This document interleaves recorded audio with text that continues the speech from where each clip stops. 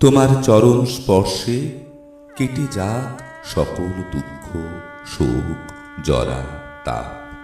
তোমার মঙ্গল আলোক চারিদিকে ছড়িয়ে পড়ুক, আলোকিত হোক ধরা। সকলকে শারদ অভিনন্দন জানায় হাটাল সার্বজনীন দুর্গোৎসব 2024 হাটাল শান্তি আশ্রম দুর্গোৎসব কমিটি। মাতৃ আরাধনায় আমরা এবছর 120তম বর্ষে পদার্পণ করলাম।